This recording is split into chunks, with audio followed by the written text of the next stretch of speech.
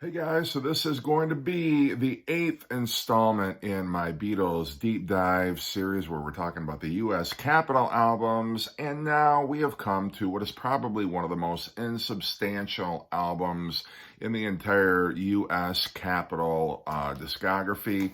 And we're talking about the soundtrack to the movie Help. This was the Beatles' second movie. It was released by United Artists.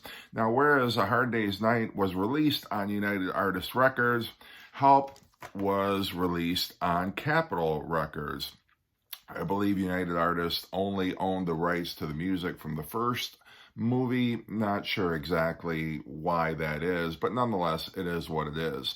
In terms of anything that is different between the songs, the 7 songs that appear on this soundtrack and the proper British studio album, really the only difference is that at the beginning of the song Help, you have this James Bond theme. Now, the movie was originally conceived as sort of a spoof on the James Bond movies, which were huge at the time. And basically the plot of the movie, I think most non-Beatle fans have not seen the movie. But the plot is basically that Ringo is sent a ring by one of his fans. And as it turns out, this was a sacrificial ring for this Eastern cult. The Eastern cult find out that Ringo has this ring, and so throughout the movie, they are chasing the Beatles, trying to apprehend this ring. The Beatles, in an attempt to get the ring off Ringo's finger, take it to the scientist who tries to extract it from his finger, is unsuccessful, but realizes the value of this ring. So now you have the scientists, these mad scientists, who are also chasing the Beatles around.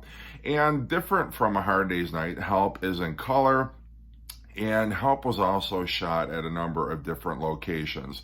The Bahamas, I believe the Swiss Alps, actually in England. So you got different scenery, and it plays more almost like Monty Python or what eventually became the Monkees series. And you can definitely see the genesis of what would become the Monkees TV show as you watch Help. To me, I enjoy A Hard Day's Night much better, but I do enjoy the comedy elements of Help, and I find it's a very watchable film, particularly if you like the Beatles. Got some great Beatles songs in here. Now, they also have some old Beatles music, which is in the actual film. She's a Woman, for example, is in here. And there's some instrumental versions played throughout the movie, which take on old Beatles songs. From an historical perspective, one of the interesting things is that in the scene where they're in the restaurant, you have some Indian musicians that are playing, and one of the instruments that you hear very prominently is the sitar. And when George was filming this movie, he heard the sitar, heard the Indian music, and that really stoked an interest in George and Eastern music, and that eventually was incorporated into the Rubber Soul album, the album which would follow Help, notably on the song Norwegian Wood, or on the subsequent album Revolver, Love You Too, and then Within You Without You, The Inner Light. So it sort of established in George an interest in Eastern culture from this point forward. But yeah, the movie's pretty enjoyable, and I do enjoy the actual soundtrack songs that are in the movie.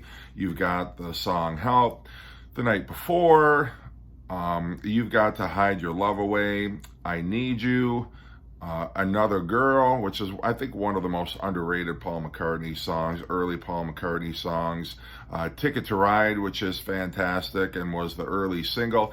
In fact, the movie was originally going to be entitled 8 Arms to Hold You, and nothing related to the song 8 Days a Week, but that title was eventually changed. However, on the single Ticket to Ride, it actually says from the movie, the United Artists movie, 8 Arms to Hold You.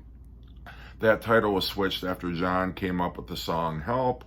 And with the song Help, John in later years regretted that it turned into this up-tempo pop music piece.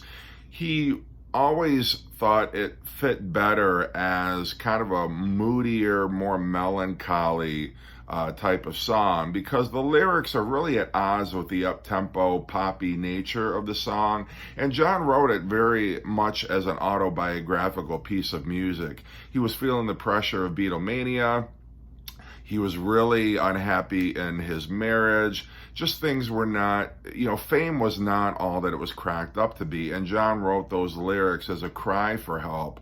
Like, I'm not enjoying this, and things were so much easier before I was famous.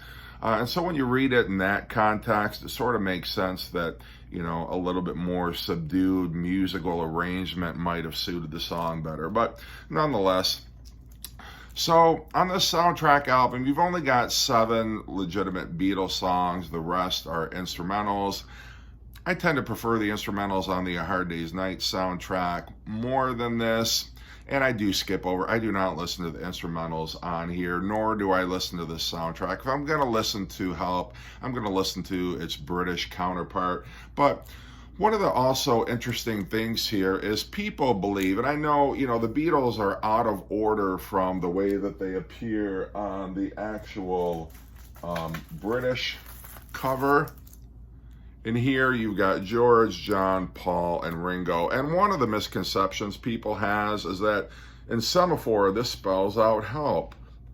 Well, it really does not. That had been Robert Freeman, who took the photograph with the Beatles, did the cover for A Hard Day's Night, took the cover photograph for Beatles for Sale. He did this cover as well, and that had been his original concept, was that he was going to have the Beatles spell out help in Semaphore on the cover. However, when he had them do that, it didn't really look aesthetically very pleasing. So he had them in a formation which just looked the coolest, I guess you could say, on the cover.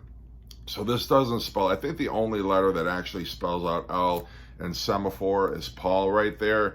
The others are completely different letters. And they're also on this soundtrack, for whatever reason, they put them in a different order. You've got George, then Ringo, then John, then Paul here. And they're also in black and white. That never made sense to me. I've always, the Hard Day's Night, I've said before, I kind of prefer the United Artists soundtrack cover better than the UK cover, but I like the starkness of the UK cover more than I like this movie poster looking cover that we got on the US soundtrack. But what I do like better about this package is you've got a gatefold. Very cool. You've got a little plot summary there. You've got some more photographs of the Beatles, some liner notes, which are very cool.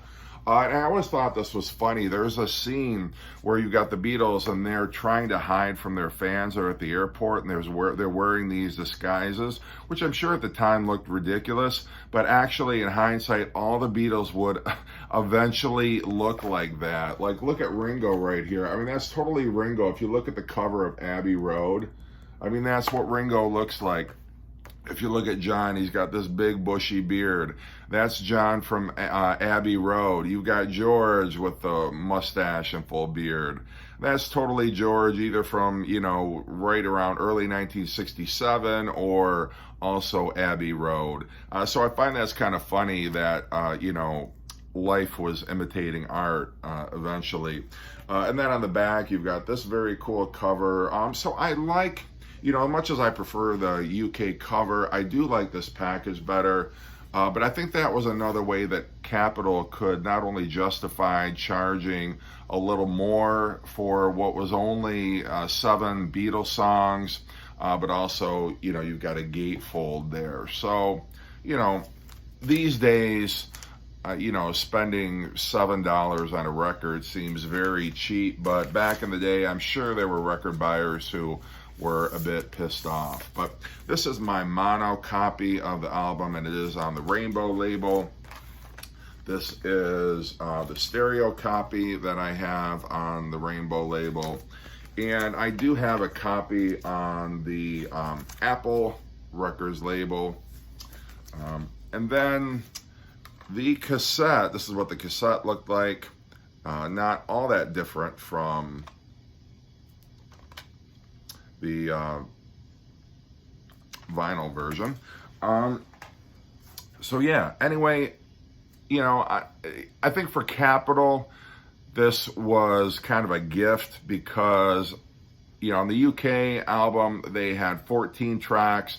Capitol only used 7 songs for the Help soundtrack, so now they had 7 songs at their disposal. And considering Capitol albums were 11, 12 tracks at the most, that meant that they already had a majority of a future album, even though they would kind of scatter it over the next 2 albums they would release, the side 2 of the British album. But it really was kind of a blessing because Capitol knew they weren't going to have to scramble for material like they did on the Beatles' 6th album. So anyway, that is my Help deep dive. It's a little more fun than I thought it would be.